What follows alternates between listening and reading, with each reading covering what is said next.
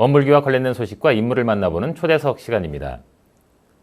원불교 둥근 햇빛 발전 협동조합이 최근에 있었던 대한민국 솔라리그 경진대회에서 민간 부분 환경부 장관상을 수상했습니다. 그래서 오늘은 둥근 햇빛 발전 협동조합 이사장이신 감산 송원근 교무님과 함께 관련된 이야기 나눠봅니다. 자, 감사님 반갑습니다. 반갑습니다. 네. 자, 먼저 우리 방송을 함께 하시는 분들께 우리 소개와 함께 인사 말씀 부탁을 드립니다. 저는 경인교구 송도교당에 근무하고는 송원근 교무입니다. 네. 또 지금 둥근 햇빛 발전 협동조합에 지금 이사장으로 있습니다. 네. 대한민국 솔라리그라는 경진대회에서 민간 부분 환경부 장관상을 수상하셨습니다. 우선 남다른 소감이 있으실 것 같은데요. 한 말씀 부탁드립니다. 예, 저희 그 둥근 햇빛 협동조합을 성원해 주시고 지원해 주신 많은 분들, 특히 교단과 그리고 교당 교무님들 그리고 조합원님들께 감사를 드립니다. 지금까지 그 조합원님들의 어떤 그 많은 도움과 그런 활동으로 통해서 이런 큰 상을 받게 됐다고 그렇게 생각을 합니다. 네. 이번에 있었던 대한민국 솔라리그 경진대회가 바로 1회라고 들었거든요. 예, 1회입니다. 올해 처음 시도되는 대회라고 들었는데 네. 이게 도대체 어떤 경진대회를 말하는 겁니까? 원래 솔라리그 경진대회는 유엔에서 지속 가능 발전 그 대회를 지금 해마다 해오고 있습니다. 지자체가 그렇게 하는데 그 중에 올해는 햇빛 발전 관련해서 축구 경기 같이 그런 다양한 경기를 통해서 각자의 어떤 업적을 나누는 그런 리그가 되겠습니다. 네, 대한민국 태양 에너지 발전 경쟁 리그 뭐 이렇게 생각하시면 되겠네요. 예, 뭐 그렇게 보셔도 될 것 같습니다. 굉장히 많은 단체들이 또 함께 했을 것 같은데요. 예, 원래는 이제 이번 대회는 이제 광역 지자체는 17개 정도 되고요. 네. 그 기초 단체는 226개 정도 되고요. 그리고 뭐 협동조합들이 이제 많이 이렇게 참여를 했지요. 뭐 대회 참가 규모가 이 정도라고 하면 뭐 여기에서 1위를 받았다고 한다면 굉장히 큰 성과라고 또 생각되고 무엇이 또 첫 번째가 또 의미가 있지 않습니까? 그렇죠. 일에 대해서 또 당연히 이 1위상을 수상했다는 것도 참 축하를 드립니다. 여러 분야로 나뉜 경진 대회가 진행된 것으로 알고 있거든요.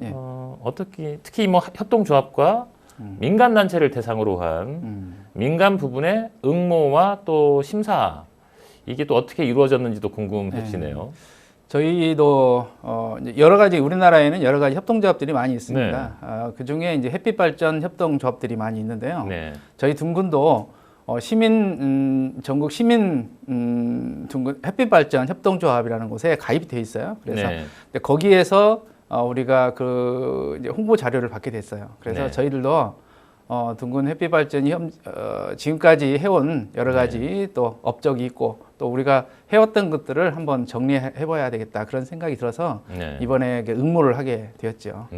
그런데 뭐 사실 저희들이 해왔던 일들이 지금 우리 교단 내에서도 많이 했지만 교단 내외에서도 많은 사람들이 이렇게 응원해주고 이제 그런 업적을 나눴기 때문에 그래서 저희들 조금은 약간 좀 자신이 좀 있었습니다. 그렇다면 결국은 1위를 수상하셨습니다. 어떤 부분들이 좀 강점이었을까요? 가장 강점이라고 하면은 이제 1위로 보면은 원불교 100개 교당 이렇게 한 거 그것이 그렇죠. 햇빛 교당 100개를 지정하는 것이 가장 큰 업적이 아니었나 생각을 합니다. 이거는 일반 단체뿐만 아니라 종교사적으로도 굉장히 좀 중요한 이제 업적이라고 보게 되겠습니다. 그래서 그리고 이제 저희들이 각 교당에 햇빛을 많이 올렸잖아요. 그러니까 이제 교당을 올림으로 해서 많은 사람들이 그거를 공유할 수 있게 이렇게 저희 할 수 있는 이제 그런 이제 협동조합의 그런 가치는 많은 사람들이 같이 하는 것을 이렇게 원하거든요. 그러다 보니까 우리 이제 교단 내에서도 이렇게 많은 곳에서 이렇게 홍보가 되고 또 많은 사람들이 함께 하는 거잖아요. 그래서 그런 면에서 더 가산점을 받지 않았나 그런 생각을 해봅니다. 그동안 조합이 아주 꾸준하게 활동해왔던 걸 정말 결국 인정받은 거 아니겠습니까? 네, 그렇죠. 그게 가장 크죠. 자, 지금부터는 우리 둥근 햇빛 발전 협동조합에 대해서 좀 여쭤보겠습니다. 일단 둥근 햇빛 발전 협동조합 어떤 단체인지 어떤 모임인지 자세히 소개를 좀 해주시죠. 저희 이제 둥근 햇빛 발전 협동조합을 말하기 전에 원래 이제 협동조합을 먼저 그렇죠. 얘기를 해야 되죠. 네. 그래서 협동조합으로 하면은 원불교의 시작이 협동조합이었어요. 그렇죠. 그렇지 아시죠? 그래서 저축조합으로 인해서 방언공사 이렇게 네. 해서 대공사님께서 대각을 이루시고 난 후에 정신개벽을 주창을 하셨잖아요. 그래서 네. 정신개벽을 이렇게 어떤 신앙 이제 운동으로 시작하는 것이 아니라 생활 운동으로 시작을 하셨다는 것이 가장 중요하다고 생각을 합니다. 그래서 네. 많은 사람들이 함께 이거를 시작할 수 있는 것이 무엇일까 하다 보니까 이제 아마 협동조합 쪽으로 이렇게 시작을 하신 것 같습니다. 그래서 네. 협동조합은 원불교의 시작이 협동조합이기 때문에 근 100년의 역사라고 이렇게 저희들도 자부를 하고 있습니다. 네. 협동조합, 우리 둥근 햇빛별전 협동조합을 이야기하려면은 영광에 있는 네. 한빛 핵발전소를 이제 네. 말하지 않을 수가 없죠. 그래서 이게 영광에 있는 핵발전소가 그래서 우리 성지하고 굉장히 가깝잖아요. 네. 그래서 그러다 보니까 저희로 그런 환경 이제 반대 활동도 많이 하고 그랬는데 그런데 그거를 우리가 반대만 할 게 아니라 우리가 어떤 대안을 제시해야 되겠지 않을까. 그렇죠. 그렇게 했었죠. 그래서 네. 2013년에 이제 몇 분이 모여서 그러면 우리가 그때 막 이제 그 태동하고 있던 태양광을 우리가 한번 해보자. 그래서 조합을 설립을 해서 이제 그렇게 네. 시작이 된 거죠. 사실 그 조합원의 규모도 사실은 조금 궁금해지거든요. 또 주요 사업은 어떤 것들이 있는지도 궁금해지는데 조합원은 규모가 어느 정도나 됩니까? 조합원이 지금 470명 정도 되고요. 그리고 저희가 상업발전의 32개를 가지고 있습니다. 그래서 다른 곳과 비교하면은 굉장히 좀 많이 가지고 있는 이제 그런 것이죠. 그래서 저희들이 하는 것은 상업용 햇빛발전소 설치를 해서 이제 거기 운영을 하고 있고요. 또 하나는 몽땅 햇빛교당을 하고 있습니다. 이제 각 교당들마다 이게 태양광을 올리는 사업으로 그렇게 하고 있고요. 또 이제 외국에 우리가 나눔도 하고 있습니다. 그래서 네팔의 포카라 교당에 저희들이 이제 거기에 태양광을 설치를 했었죠. 하고 나서 그리고 또 하나 우리 가장 가까운 이웃인 이제 같은 동포인 북한에도 저희들이 이제 그 햇빛을 나누기 위해서 통일 햇빛 기금을 지금 마련을 하고 있어요. 그래서 지속적으로 지금 저희들도 북한과의 어떤 그 연계성을 지금 하고 있고요. 또 하나는 저희들이 이제 그 교단 내만 아니라 학교에도 이렇게 이런 태양광 발전을 하고 있습니다. 그래서 우리가 태양광 발전이라는 것이 그 학교에다 해서 우리가 이익만을 하는 것이 아니라 거기에를 함으로써 그 학교에 아이들에게 에너지 교육도 같이 하고 있어요. 그래서 그런 것들이 아주 큰 이제 아마 대상이 되지 않을까 이제 그렇게 하고 있습니다. 그래서 이런 식으로 우리가 좀 운영을 되고 있습니다. 이런 참 많은 사업을 하시는데 가장 또 두드러지는 활동이 최근에 이 햇빛교당 사업이었던 것 같습니다. 그렇죠. 햇빛교당. 무려 4년 만에 100개였습니다. 햇빛교당을 설립하셨는데 자 정확하게 햇빛교당 어떤 것인지 자세히 소개를 좀 해주시죠. 각 지역의 교당들이 함께 참여했으면 좋겠다. 이제 그런 생각을 하고 그리고 원불교 100년의 역사 거기에 따라서 그러면 그 100년에 100개를 하면은 좋겠다. 처음에는 참 꿈이었어요. 그게 처음에는 그것이 이제 굉장히 좀 멀게만 느껴지기도 했었던 이제 그런 것인데 다행히 많은 분들이 그런 이제 대체 에너지에 대한 그런 심각성도 많이 느끼시고 또 교단 내에서도 굉장히 거기에 대해서 관심을 많이 해주셨어요. 그래서 이제 그런 후원이 있었기 때문에 아마 그렇게 되지 않을까 그런 생각을 합니다.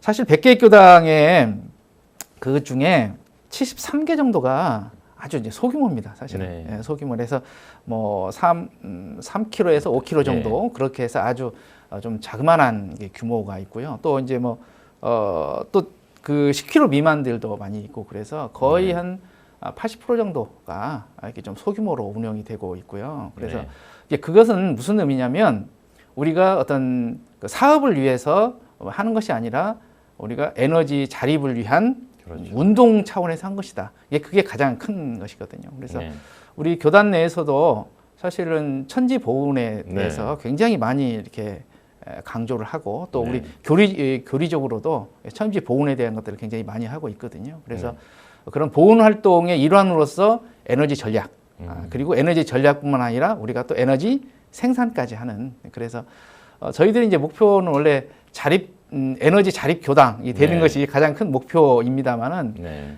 사실 이제 그렇게 하기까지는 좀 어려운 점이 좀 있죠. 그런데 각 교당에서 자그마하게라도 우리가 이게 이제 한다고 그러면 그 에너지 자립을 위해서 우리가 보온하고 있다. 보온 불공을 하는 그런 차원에서 햇빛 교당이 아주 그래서 성공적이지 않았나 그런 생각이 네. 듭니다. 네. 아까 말씀드린 것처럼 100개의 교당이 이제 목표를 이뤘고 또 1위를 수상하게 됐습니다. 네. 혹시라도 이게 이 100개의 교당이 완성된 뭐 의미랄까? 뭐 이런 걸 어떻게 보면 좋겠습니까? 근데 이제 100개라는 의미뿐만이 아니라 100개를 넘어서야 된다는 그렇죠. 그런 의미가 있어요. 네. 그래서 저희들은 그래서 그 이름을 몽땅 햇빛 교당 그렇게 말해요. 재밌죠. 아까 그게 그 의미였군요. 예. 그래서 저희들이 이제 몽땅 햇빛 교당을 한다는 것은 이유가 각 교당들마다 어떤 그런 에너지 자립을 위한 네. 그런 이제 노력을 하고 또 지금은 저희가 이제 각 지구별 이제 교당이나 이제 교구를 통해서 여러 몇 군데 교당을 선택을 해요. 그래서 네. 에너지를 위해서 저희가 이제 노력해보겠다 하는 교당들을 선정을 해서 그런 교당들을 모아서 우리가 해주는 게 아니라요. 네. DIY. 네. 직접 자기들이 이제 태양광을 만들고 제랍해서 하는 이제 조그마한 이제 그 태양광이라도 네. 자기들이 이제 할 수 있도록 그렇게 그런 이제 사업들을 지금 하고 있어요. 그래서 지금도 계속적으로 추진하고 있습니다. 네. 이 100개 햇빛교당 사업은 우리 해외 이 환경 활동가들에게도 아주 그 성과를 인정받았다고 들었습니다. 예, 그렇죠. 그래서 뭐 사례 발표라든지 뭐 초빙해서 강의를 한다든지 이런 요청들이 참 많다고 들었는데 그런 해외 반응들도 좀 소개를 해주실까요? 저희가 그 햇빛교당 사업이 종교계에서는 굉장히 큰 이슈였습니다. 네. 예, 그리고 우리 환경단체에서도 상당히 큰 이슈였고 이제 그렇게 됐었는데 그 2016년 하와이에서 그 IUCN이라는 그런 그 단체가 있습니다. 국제 자연 보전 협회라는 곳이 있는데요. 그러니까 유엔의 환경 단체라고 볼 수가 있죠. 거기에서 우리가 초청을 받아서 저희들이 이제 그 100개 교당 햇빛 교당을 했던 그런 그 사례를 발표를 했어요. 그런데 뭐 그때 당시에 이야기를 들으면은 사람들이 굉장히 많은 관심과 질문을 받았다고 그렇게 제가 들었습니다. 네. 사실 우리가 100개 햇빛 교당을 이렇게 짧은 기간에도 이뤄내긴 했지만 사실 이게 처음 시작할 단계만 해도 그 많은 분들이 그렇게 국내에서 주목하던 게 아니었잖아요. 아, 그렇죠. 네. 그것도 아마 조금 더 놀라운 점이 아닐까 하는 생각이 드는데 현재는 뭐 몽땅 햇빛 발전 협동조합에서 계속 늘려나갈 계획이신 것 같습니다. 예, 그렇죠. 혹시 뭐 그 이후로도 계속 추가로 뭐 예정된 뭐 교당들이 혹시 있을까요? 저희가 지금 올해 네. 원광 중고등학교 네. 거기 옥상에다가 지금 이렇게 올렸고요. 네. 그리고 이제 근데 요즘은 많은 분들이 또 이렇게 그 옥상에다가 많이 했기 때문에 그리고 지자체에서도 많이 했기 왔습니다, 때문에 올해는 각 교당들의 실적이 조금 저조하긴 합니다만은 이제 서울시나 그런 데서 공공부지를 우리 이제 민간에다가 이렇게 해주는 이제 그런 사업이 있어요. 그래서 지금 그것도 지금 계속 추진 중에 있고요. 그리고 학교들에 저희들이 이제 올리는 것을 교육적으로도 굉장히 의미가 있기 때문에 학교 쪽을 굉장히 좀 저희들이 주력을 하고 있습니다. 이 시간을 통해서 옥상을 좀 빌려달라고 좀 말씀드리고 싶습니다. 네. 자, 둥근 햇빛 발전 협동조합은 올해부터 해랑단 사업도 진행 중이라고 들었습니다. 이게 해랑단 이름도 좀 예쁜 것 같고 뭔가 의미가 좀 더 독특할 것 같거든요. 이게 어떤 활동인지 소개를 좀 해주시겠습니까? 해랑이라는 것은 해와 함께라는 뜻이죠. 해와 함께. 우리가 해와 함께 우리가 어떻게 그래서 해보자 하는 그런 뜻이에요. 그래서 해랑단이라는 이 이름이 참 이쁘죠. 그런데 저희들이 실질적으로 조합이긴 하지만은 조합의 원래 의미는 많은 사람들이 함께 그 의미에 찬동을 하고 거기에 협조를 해야 됩니다. 근데 실제로 조합을 하다 보면 우리가 굉장히 많은 수의 조합원들이 있지만 그분들이 이제 찬동을 하지만 직접적으로 에너지 활동에 대해서 이렇게 활동하는 분들은 그렇게 극히 적습니다, 사실은. 그래서 저희들이 그런 분들을 위해서 대체 에너지 그리고 협동조합에 대한 어떤 그러한 그 교육과 함께 그 활동가들 그리고 더 나아가서는 그것을 통해서 이렇게 강사 까지 배출을 할 수 있도록 좀 큰 그림을 그리고 저희가 좀 시작을 했었습니다. 네. 예. 그렇다면 현재 어느 정도까지 진행이 됐나요? 지금 4회 정도 진행을 했었고요. 올해는 이제 그래서 4회 했고요. 내년에도 이제 계속 이제 할 계획으로 있습니다. 근데 아직까지 많은 분들이 이 부분에서 좀 홍보가 좀 덜 됐는지 그래서 많은 분들이 함께 하지 못해서 좀 그렇습니다. 그래서 저희들이 이제 그 해랑단뿐만 아니라 저희가 이제 그 한 달에 2번 정도 해서 저희들이 대체 에너지와 그리고 협동조합에 대해서 우리 스스로도 이제 공부를 하는 공부 모임을 또 따로 꾸렸어요. 네. 그래서 저희들이 이제 한 달에 2번 정도 이렇게 모여서 이렇게 하고 있으니까요. 거기에도 관심 있는 분들은 많이 좀 참여했으면 좋겠습니다. 원불교에서 하는 모든 일들은 공부와 사업이 둘이 떨어지지 않아요. 항상 그렇죠. 말씀 들어보면. 네, 맞습니다. 우리 많은 분들이 함께 해주셨으면 참 고맙다는 생각 들고 해랑단 많이 참여해 주십시오. 둥근 햇빛 발전 협동조합에 대해서 조금 더 근본적인 질문을 좀 드리겠습니다. 기후 환경이 급변하고 있고 또 우리가 편안하게 미래를 맞이하기 위해서는 이 환경 보호를 해야 된다는 이런 내용들은 충분히 공감은 하거든요. 근데 막상 현실생활에서 이걸 지키거나 실천하기가 좀 쉽지 않고 또 어떻게 보면 좀 무감각해지는 경우가 좀 많은 것 같은데요. 최근 기후 환경 변화에 대한 뭐 국제적인 이슈랄까 뭐 이런 것들도 있을까요? 예. 지난 9월 23일 날 미국 이제 뉴욕에서 전 세계 지도자들을 대상으로 기후행동 정상회담이 있었습니다. 그때 스웨덴에서 온 16세 소녀가 많은 그 지도자들한테 부진을 하는 이제 그런 이제 걸 했는데 그 소녀가 누구냐면 그레타 툰베리라는 소녀입니다. 16세입니다. 그런데 그레타 툰베리는 학교에서 이런 기후에 대해서 심각성을 학교에서 배웠다는 거예요. 배웠는데 그런데 그 안에서 자기는 정말 심각하게 느꼈는데 그걸 가르쳐준 선생님이나 그 주변에 있는 사람들도 아무렇지도 않게 행동하는 거예요. 그래서 자기는 그러면 안 되겠다. 내가 행동을 해야 되겠다. 그래서 학교 공부보다는 이게 기후 변화를 어떻게 하는 것이 좋겠다. 그래서 매주 금요일마다 학교를 안 가고 앞에서 시위를 한 거예요. 이렇게 해서. 시위해서. 그렇게 해서 그래서 이제 그런 시위가 많은 이제 언론을 타고 그러다 보니까 전 세계적으로 또 많은 이슈가 됐고요. 그래서 특히 청소년들에게는 굉장히 그런 것들이 이제 공감이 됐던 것이죠. 그래서 지금 우리나라도 있습니다만은 이제 기후 소송단이라는 게 있습니다. 청소년 기후 소송단이라는 게 있습니다. 그래서 앞으로 살아가는 사람들은 청소년들이잖아요. 그렇죠. 이 기후를 그대로 물려주면 그거는 우리 청소년들, 우리 이제 뒤에 나오는 우리 후손들이 그걸 그대로 받게 됩니다. 그래서 우리 책임이 굉장히 이제 크다고 생각을 합니다. 그래서 지금 현재에 있는 사람들이 여기에 대한 심각성을 느끼고 여기에서 지금부터 노력하지 않으면 나중에는 그를 이 안 좋은 것들을 그대로 물려받게 되는 거잖아요. 그래서 얼마나 큰 이게 일이냐 그런 생각이 들어요. 그래서 저희들도 이제 기후 변화 사실 기후 변화는요 우리도 사실은 많이 체험하고 있죠. 사실 여름이 지나서 가을 지나면은 태풍이 그렇게 많지 않습니다. 그런데 올해는 뭐 한 4개인가요? 왔죠. 그래서 굉장히 지금 이렇게 왔는데 그런 것들이 다 어떤 기후 변화로 인해서 이렇게 된 겁니다. 실제로 뭐 남극이나 북극에는 얼음들도 많이 녹아서 많이 녹고 그랬습니다.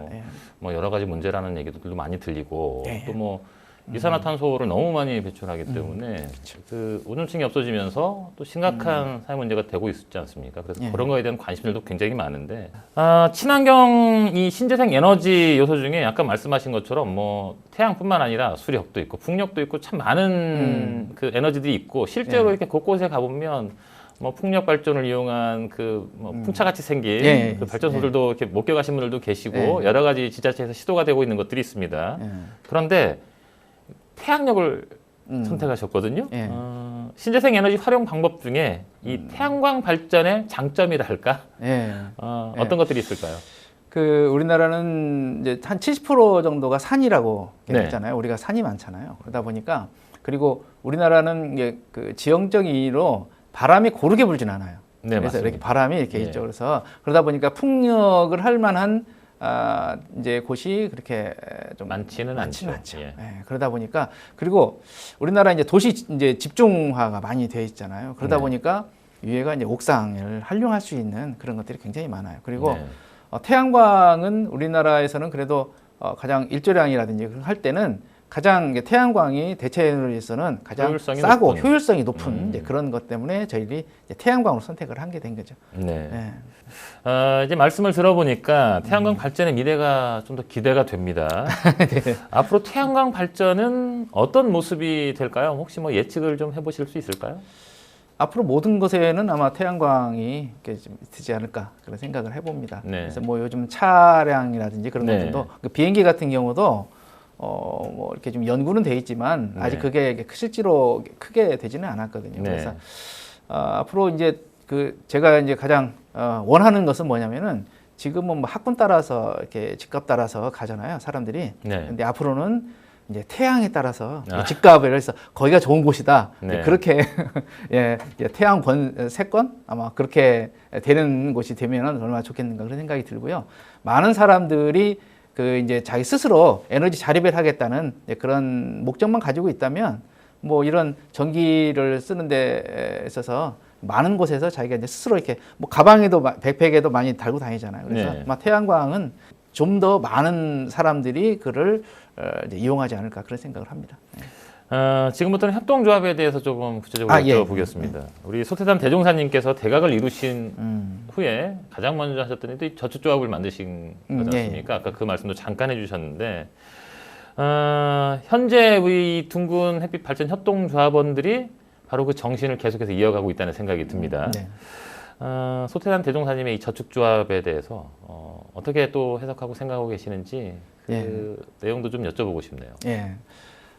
대종사님께서 이제 대각을 이루신 후에 세상을 보고 하신 말씀이 물질이 개벽되니 정신을 개벽하자. 그것이죠. 그래서 물질의 개벽만큼 우리가 정신을 개벽을 해야 된다. 이제 그런 것들이 가장 큰 이유가 되지 않을까 그런 생각을 해봅니다. 그래서 대종사님께서 세상을 볼 때 물질은 개벽이 되는데 그러면 정신 개벽을 위해서는 뭘 해야 될 것인가 그런 고민을 하셨던 것 같아요. 그래서 사람들이 이제 모여드니까 그런 사람들을 어떻게 이런 정신 개벽의 일꾼으로 만들 것이냐 거기에 대한 고민이 굉장히 많으셨으리라고 생각을 합니다. 근데 그때 당시에 많은 사람들이 이게 하는 것들이 뭐냐면 조합 형식들이 그때도 이제 일제 시대에도 많이 있었습니다. 그래서 그 방식을 사용하면 좋겠다. 그래서 처음에는 저축조합이라는 것을 했었습니다. 그래서 저축조합은 이제 거기 저축조합의 어떤 목적을 보면은 공부 사업을 하기 위한 이제 자금 조달 그런 것이 목적이었어요. 그래서 공부를 하기 위해서는 일단은 돈이 있어야 되고 그래서 자력 양성. 그래서 자력 양성이죠. 그래서 그것을 하기 위해서 우리가 해야 되는데 그 방법으로는 이제 금주 4년. 그래서 이제 담배 피는 것들 그리고 옷 입는 것도 검소하게 해서 그거를 좀 이렇게 자기가 조금 모아서 그래서 이제 저축조합을 했고 그래서 이제 그렇게 했던 것이죠. 그래서 그걸 모아서 처음으로 시도했던 것들이 방언공사죠. 방언공사. 이제 협동조합에 있어서 우리 원불교의 가장 큰 업적으로 남는 것들이 이제 협동조합의 이제 방언공사가 돼 있죠. 방언공사를 통해서 대종사님께서 하시고 하셨던 영육상제의 기치 그거를 우리에게 확실하게 알려주신 거라고 생각을 합니다. 현실적으로 우리 사회가 이 지속 가능한 성장을 하기 위해서 필요한 협동조합의 뭐 제도랄까 또 시대 정신이 무엇일까요? 제가 조금 전에도 말씀을 드렸습니다만은 조합을 할 때 내가 이제 찬동을 하는 사람들은 많이 있습니다. 거기에 대해서 또 생각하는 사람들은 많이 있는데 이걸 실천하기까지가 힘든 분들이 많이 있어요. 그래서 그때 당시 100년 전에 대종사님께서는 대종사님이 어떤 카리스마도 있으셨겠지만 거기에 찬동을 하고 내가 그래서 이제 개벽을 위해서 내가 한 몸을 해야 되겠다 그래서 많은 선진들이 이렇게 계셨잖아요. 그래서 굉장히 많은 선진들이 계셨는데 지금은 많은 사람들이 이렇게 조합이라든지 그런 것에 하지만 실질적으로 행동하는 보훈을 행을 하는 그런 사람들이 적은 것 같아요. 그래서 이런 거에 좀 많이 참여를 하시고 그리고 이게 그런 참여를 한다고 해서 앞에 나가서 뭐 시위를 한다거나 뭐 어디에서 한다는 건 아니에요. 그래서 나와서 내가 실제로 여기에서 관심을 가지고 많은 사람들에게 그를 알려주고 퍼뜨리는 것만 해도 그건 굉장한 큰 조합 활동이라고 할 수 있습니다. 자, 긴 시간 동안 함께 해주셨는데 조금 마치기가 아쉽네요. 뭐 끝으로 혹시 한 말씀 더 해주실 수 있을까요?